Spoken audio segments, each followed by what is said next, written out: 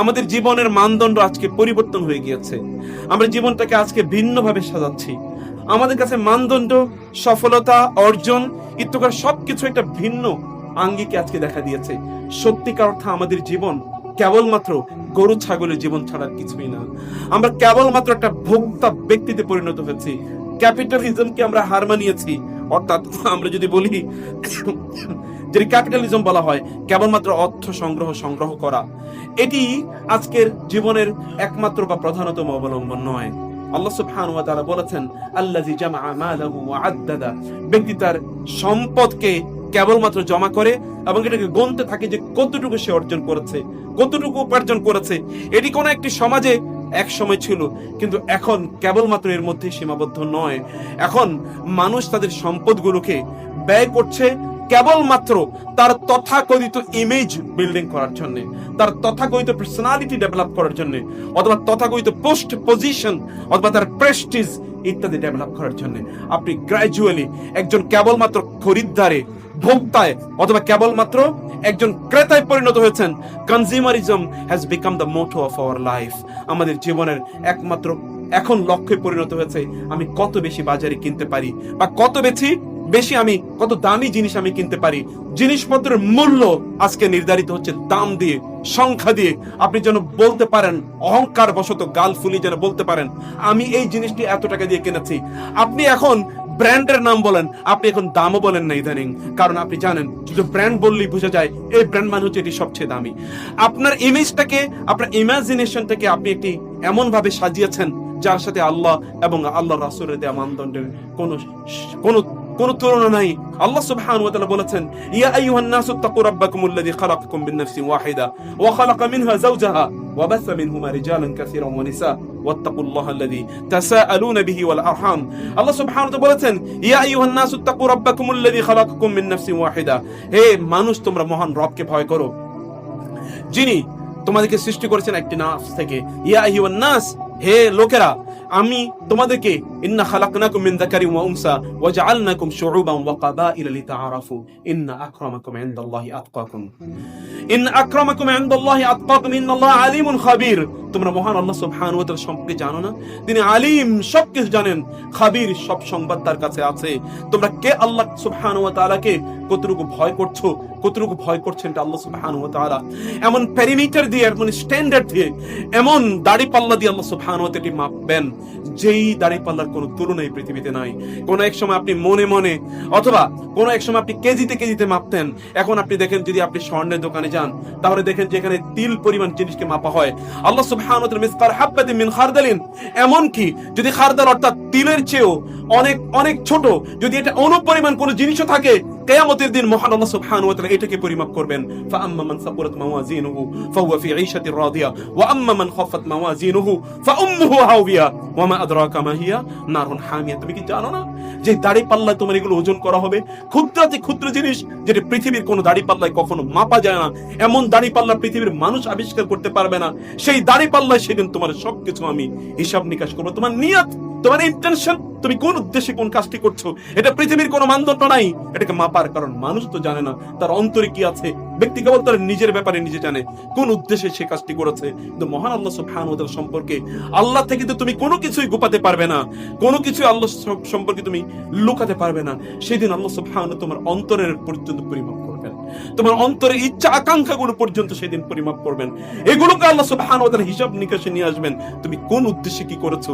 তুমি কি শোনো নাই তোমার রাসূল তোমার কানে কানে বারবার বলে গিয়েছে, ইন্নামাল আমালু বিন্নিয়াত, তোমার আমলগুলো কেবল নিয়তের উপর নির্ভরশীল। তুমি কি বুঝো না? ওয়া ইন্নামা লিকুল্লি ইমরিইম মা নাওয়া লিকুল্লি লিতামলিক, অর্থাৎ তুমি কেবল তাই মালিক হবে, তাই পাবে যা তুমি নিয়ত করেছো। তোমার মনের মণিকোঠায় তুমি কি রেখেছো এটি মহান আল্লাহ সুবহানাহু ওয়া তাআলা জানেন। এগুলোর উপর ভিত্তি করে তোমার বিশাল বিশাল আমল তুমি মনে করতে পারো, কিন্তু কোনো কিছুই সেই দিন কাজে লাগবে না। কোনো কিছুই সেই দিন পরিমাপে দাড়ি পাল্লা এগুলো কোনোটাই ওজন হবে না। ফালা নুকিমু লাহুম ইয়াওমাল কিয়ামাতি ওয়াজনা, একদল লোক তাদের বিশাল আমল থাকলো কিয়ামতের দিন দাড়ি পাল্লা এগুলো সামান্যতম ভারও তৈরি করতে পারবে না। ফাআম্মা মান খাফাত ফাআম্মা মান, আল্লাহ সুবহানাহু ওয়া তাআলা বললেন যে কোন একজন ব্যক্তি যদি ভালো কাজ করে তাহলে সে দেখবে, আর কোন একজন ব্যক্তি যদি সামান্য পরিমাণ খারাপ কাজ করে তাইলে সে সেটা দেখবে ফামান খাফাত মাওয়াজিনুহু ফামান সাকুলাত মাওয়াজিনুহু। আল্লাহ সুবহানাহু ওয়া তাআলার এই দাড়িপাল্লা বলতে আপনি কি মনে করছেন? এই দাড়িপাল্লা এই পৃথিবীর কোন মানদণ্ড? এই পৃথিবীর মানদণ্ড তো তুচ্ছ তুচ্ছ ছোট ছোট জিনিসগুলো এখানে পরিমাপ করা যায় না, কিন্তু আল্লাহ সুবহানাহু ওয়া তাআলার মানদণ্ড এরকম নয়। সম্মানিত ভাইরা এবং বোনেরা, এই জন্য প্রত্যেকটা জিনিস পরিমাপ করুন, প্রত্যেকটা জিনিস ভাবুন। আপনি কি আল্লাহ সুবহানাহু ওয়া তাআলার বিচার ব্যবস্থা সম্পর্কে এতটুকু খবর রাখেন না? মহান আল্লাহ সুবহানাহু ওয়া তাআলা আপনার অন্তরের দিকে তাকান। ইন্নাল্লাহা লা ইয়ানজুরু ইলা সুওয়ারিকুম ওয়ালা ইলা আমালিকুম ওয়ালাকিন ইয়ানজুরু ইলা কুলুবিকুম ওয়া নিয়াতিকুম।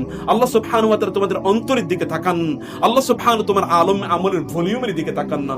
যদি আল্লাহ সুবহানাহু ওয়া তাআলা আমলের ভলিউমের দিকে তাকাতেন তাহলে বহু বহু এমন লোক আছে কিয়ামতের দিন এরা প্রচুর পরিমাণ আমল নিয়ে আল্লাহর সামনে যাবে, কিন্তু কোনো আমলেরই কোনো পরিমাপ পাবে না। আল্লাহ সুবহানাহু ওয়া তাআলা তার কোনো আমলকে গ্রাহ্যই করবেন না, কনসিডার করবেন না। কিন্তু এমন তুচ্ছ তুচ্ছ আপনার দৃষ্টিতে হতে পারে এটা কোনো তুচ্ছ আমল, কিন্তু ওই কাজটি কেবল আল্লাহ সুবহানাহু ওয়া তাআলার সন্তুষ্টির জন্য আপনি করেছেন, সেটি কিয়ামতের দিন আপনার মুক্তির উপায় হয়ে যেতে পারে। সেজন্য লা তাহকিরান্না মিনাল মারুফি শাইআ, কোন ছোট কাজকে তুচ্ছ করে দেখতে নাই। আপনি ছোট কাজকে তুচ্ছ করে দেখবেন না। যা কিছুই করুন না কেন এটি ইখলাসের সাথে, ইতকানের সাথে, ইহসানের সাথে, আন্তরিকতার সাথে, ভালোবাসার সাথে, পরম মমতার সাথে এই কাজটি করুন।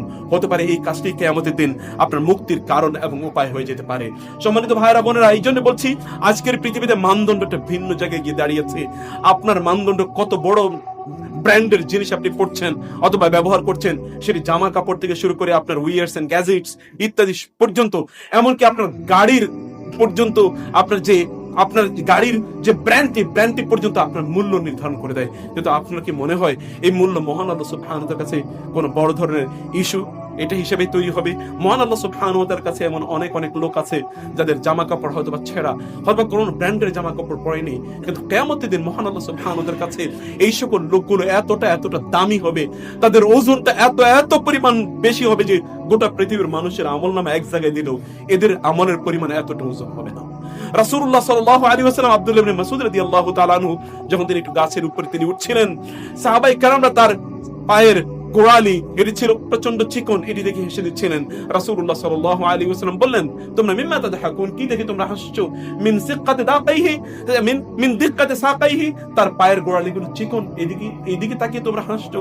আল্লাহর কসম কিয়ামতের দিন এগুলো দাড়িপাল্লা এত ওজন হবে যে উহুদের পাহাড় পর্যন্ত এগুলোর মতো ওজনদার হবে না। এই দুটো পায়ের গোড়ালি যদি এতটা মূল্যবান হয়, এতটা দামি হয়, এতটা ওজনদার হয়, তাহলে ব্যক্তির আমল অথবা ব্যক্তির গোটা জীবনটা কতটা গুরুত্বপূর্ণ এবং মূল্যবান হতে পারে।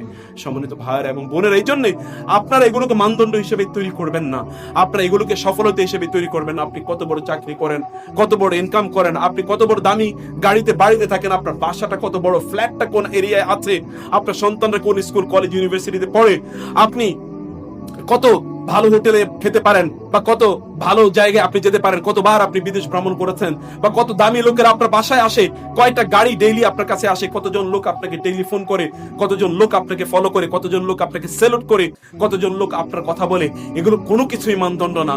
মানদণ্ড হচ্ছে আত-তাকওয়া। আল্লাহ সুবহানাহু ওয়া তাআলা বলেছেন, ইন্না আকরামাকুম ইনদাল্লাহি আতকাকুম। আল্লাহ সুবহানাহু ওয়া তাআলার কাছে সবচেয়ে সম্মানিত সেই যার তাকওয়া অনেক অনেক বেশি। এটিকে আপনার মধ্যে কোনো নানা কোন আবেদন তৈরি করে না। আল্লাহর কাছে সম্মানিত যিনি স্রষ্টা, তার কাছে সম্মানিত। লাহুল মুলকু ওয়া লাহুল হামদ, রাজত্ব তার এবং প্রশংসা তারই, বিচারও করবেন তিনি, হুকুমও করবেন তিনি। ইউদাব্বিরুল আমরা ইউফাসসিরুল আয়াতি, তিনি সকল কিছুর সংগঠক এবং সকল কিছুর পরিকল্পনাকারী, সকল কিছুর ব্যবস্থাপনা মহান আল্লাহ সুবহানাহু ওয়া তাআলার। লাহু মা ফিস সামাওয়াতি ওয়াল আরদ, লিল্লাহি মুলকুস সামাওয়াতি ওয়াল আরদ, মালাকুতুস সামাওয়াতি ওয়াল আরদ। কেবলমাত্র মুলকুই না, মালাকুত পর্যন্ত সবকিছুর রাজত্ব, মহারাজত্ব কেবলমাত্র মহান আল্লাহ সুবহানাহু ওয়া তাআলার। তার ইশারায় এবং তার ইঙ্গিতে সবকিছু মুহূর্তের মধ্যে, তার কোনো বলা লাগে না কোনো কিছু হওয়ার জন্য। এই আসমান এবং জমিনের জন্য তিনি বলেছেন কুন ফায়াকুন, সবকিছু হয়ে গিয়েছে। এই বিশাল বিস্তৃত আকাশ যদি তার কুনের মাধ্যমে হয়ে যেতে পারে, তাহলে সে মহান আল্লাহ সুবহানাহু ওয়া তাআলা তিনি কতটা মর্যাদাবান। সে মহান আল্লাহর কাছে আপনি সবচেয়ে সম্মানিত হওয়ার এই প্রতিযোগিতাকে আপনার মধ্যে কোনো আবেদন তৈরি করে না, সেই প্রতিযোগিতাকে আপনি আসবেন না। ওয়া ফি যালিকা ফালইয়াতানাফাসিল মুতানাফিসুন। আপনি কি নিয়ে প্রতিযোগিতার মধ্যে আছেন এই দুনিয়াতে? আপনার প্রতিযোগিতার লক্ষ্য কি, উদ্দেশ্য কি? আপনি কোন জায়গায় প্রতিযোগিতা আপনি করছেন? وفي ذلك فليتنافس المتنافسون فاستبقوا الخيرات سارعوا الى مغفرة من ربكم وسابقوا الى مغفرة من ربكم। তোমাদের রবের মাগফিরাত এবং তার পক্ষ থেকে ক্ষমা পাওয়ার জন্য প্রতিযোগিতা করো, সেই দিকে প্রতিযোগিতা করে তুমি এগিয়ে আসো। সেই প্রতিযোগিতা কই আপনার মাঝে, অথবা সেই প্রতিযোগিতা আপনি আপনার প্রজন্মের মধ্যে কিভাবে তৈরি করছেন? আপনি কি সেই প্রতিযোগিতা তৈরি করছেন নাকি অন্য কিছু প্রতিযোগিতা? আপনার প্রতিযোগিতার উদ্দেশ্য কি? আপনার আলোচনার বিষয় কি? আপনি কোথাও যখন বসেন তখন আপনার আলোচনার সিংহভাগ জুড়ে কি বিষয় থাকে? একবার চিন্তা করে দেখুন তো, যদি একটি দিনের হিসাব মহান আল্লাহ নেন, যে তুমি আমাকে ওই দিনের 24 ঘন্টার হিসাব দাও, যে আমি তোমাকে অক্সিজেন দিলাম, আমি তোমার হার্ট ফাংশন করতে দিলাম, তোমার শরীরের অঙ্গ প্রত্যঙ্গগুলো আমি পরিচালনা করলাম, সবকিছুর মালিক আমি তোমাকে দিলাম free of cost, without any charge, এবং এগুলোর পরিচালনার সকল কাজও আমি করে দিলাম, কিন্তু তুমি আমাকে কতটুকু স্মরণ করলে? নাকি অন্য কিছু স্মরণ নিয়ে তুমি ব্যস্ত ছিলে? এখন তো স্মরণের বহু ইস্যু তৈরি হয়ে গিয়েছে, এখন আলোচনারও বিভিন্ন বিষয় তৈরি হয়ে গিয়েছে।